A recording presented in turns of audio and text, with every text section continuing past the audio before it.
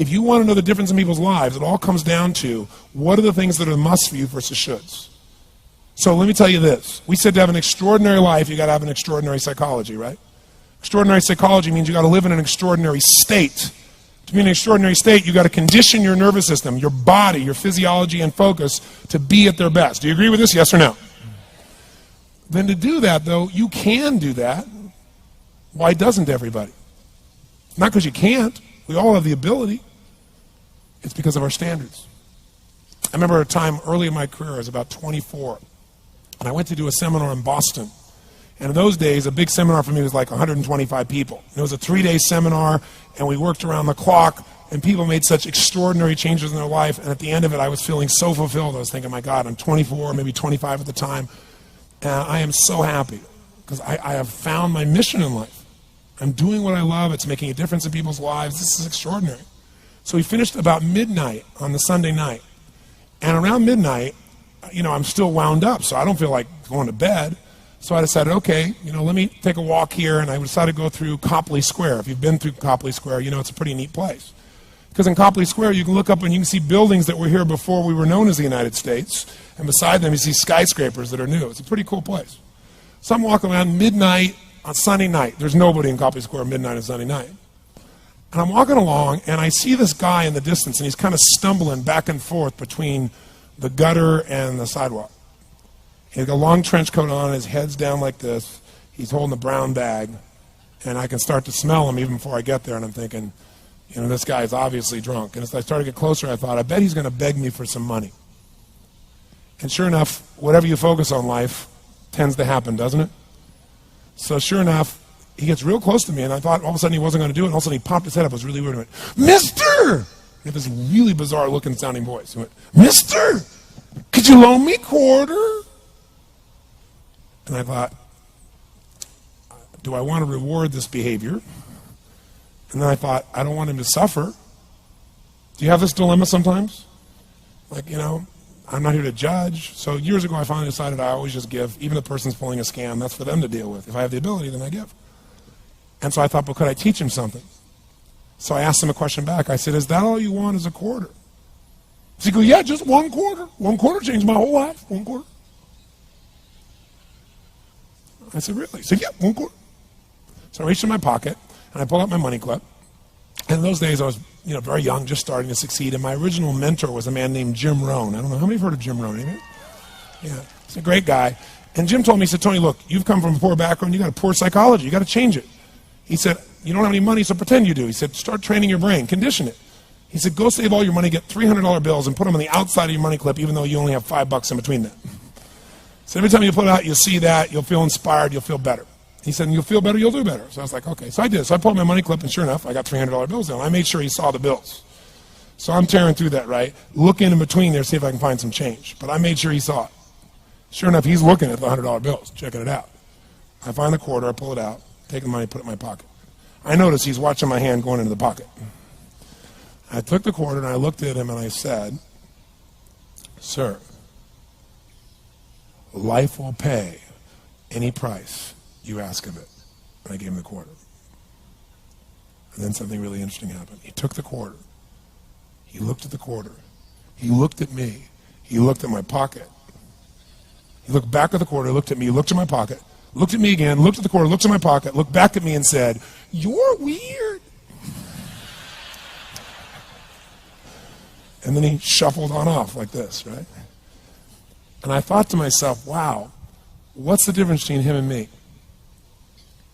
I mean, I was 24, 25 at the time, doing what I love most, have my mission in life, and he's in his early 60s, drunk on the street begging for quarters. What's the difference?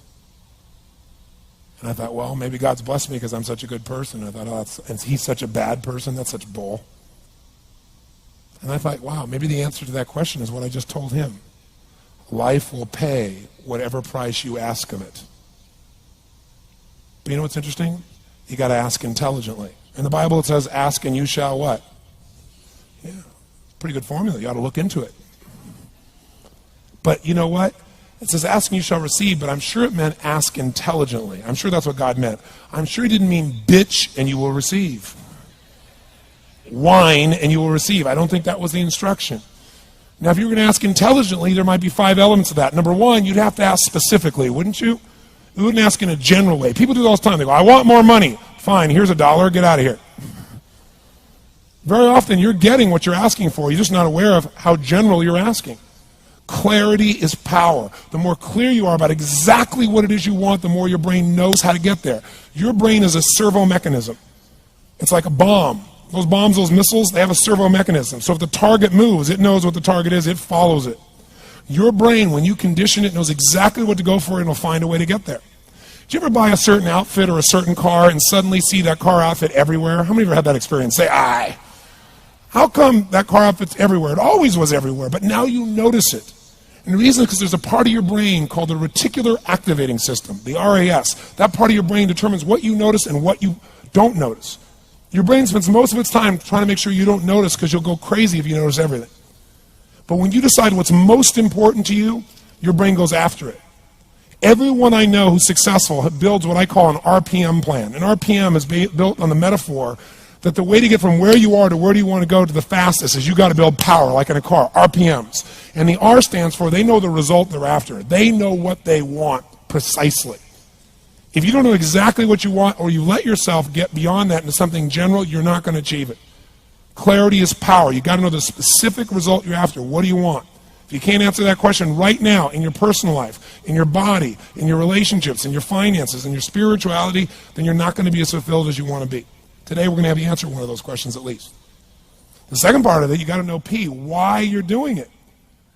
Because you know what? You may get a big goal as soon as I want to make $1 billion. I want to bring peace to the earth. Why? Because as soon as you come up with a goal, all the obstacles show up. And unless you've got enough emotional drive to break through that, you're never going to discover what it really takes. So you got to get yourself past that. And the way to get past that is have enough reasons. Reasons come first, answers come second. This man did not know what he wanted. He did not have enough reasons. To ask intelligently, you got to ask specifically. To ask intelligently, you got to know why you want it, have enough drive to make it happen, enough juice to make it happen. If you don't have enough reasons, you will not make it happen. And the M is, what is your massive action plan? What is going to get you to actually fall through? Because the first plan's not going to work and the second plan's going to work, so you better have enough plans that if the first two don't work, you still got something else. Otherwise, you're going to be having excuses why it didn't work. So asking intelligently requires that. So if we're going to be extraordinary in our results, we've got to be in an extraordinary state. We've got to know what we want and we've got to go use it.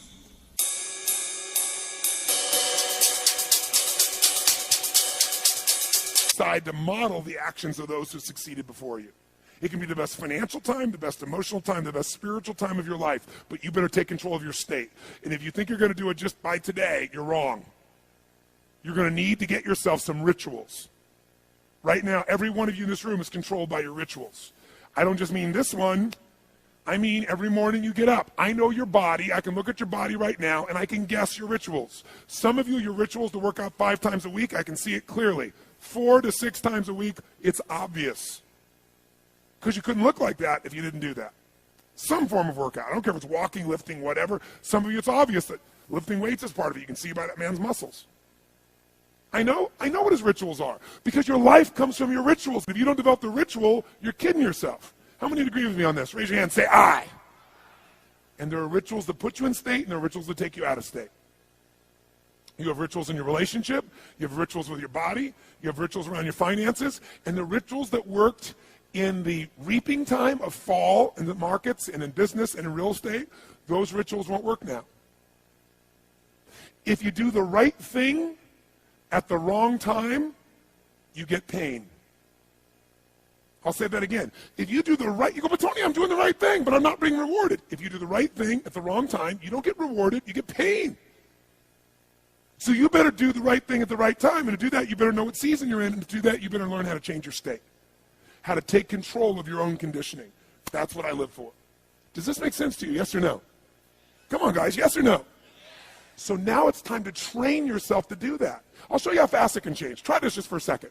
I want to show you what you can do with just focus. Try this for a moment. I'm going to give you a test. Sit up in your chair with some energy.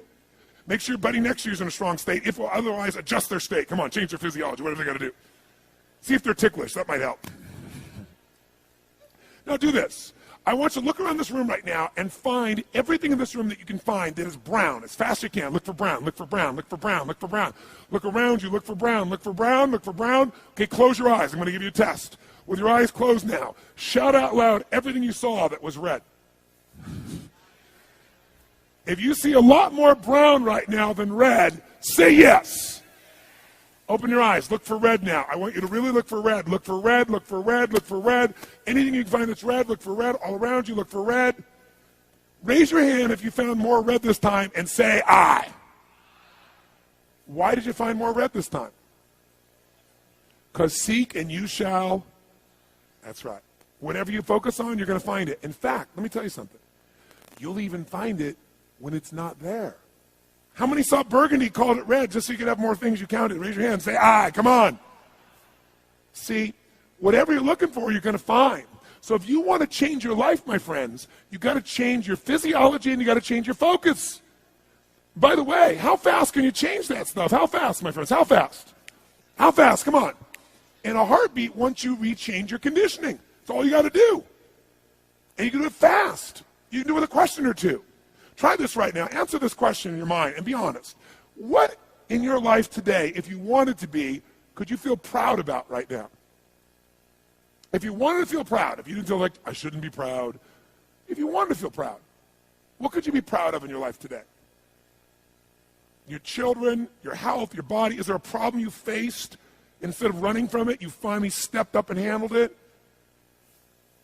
What could you feel proud of in your life today if you wanted to feel proud? How many can think of something? And when you think about this thing you're proud of, what about that makes you feel proud? What do you focus on that makes you feel proud? How do you breathe when you really start to feel proud? What's the kind of look on your face that starts to happen when you let yourself feel proud? Yeah. How's that feel?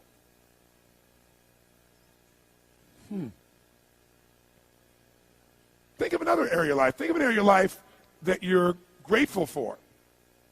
Or if you go, I'm not grateful. If you wanted to be grateful, what's an area you could feel grateful for? What could you feel grateful for if you really wanted to feel grateful? How many can think of something you could feel grateful for? Let me see your hands. And what about that are you grateful for? What do you focus on that makes you feel grateful? How does it feel when you're really, truly feeling filled with gratitude?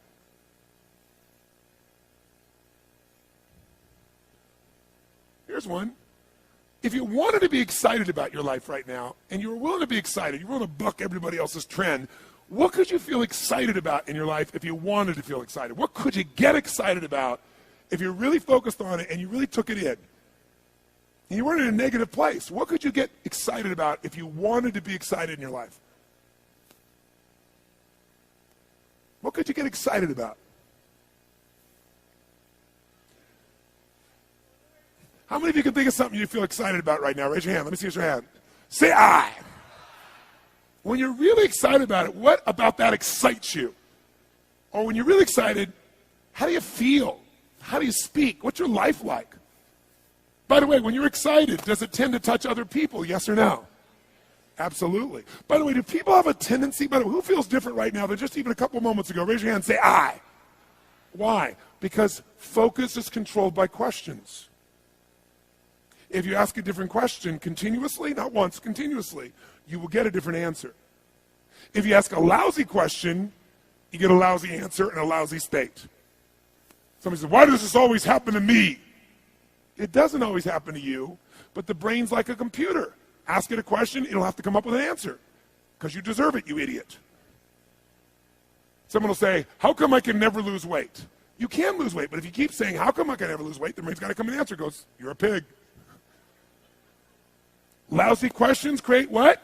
Lousy answers. Ask a better question, get a better answer. Now here's what I want you to get. I want you to get that you can change your state. How fast, guys? How fast? How fast? And if you get the habit of doing it, you'll have a different life.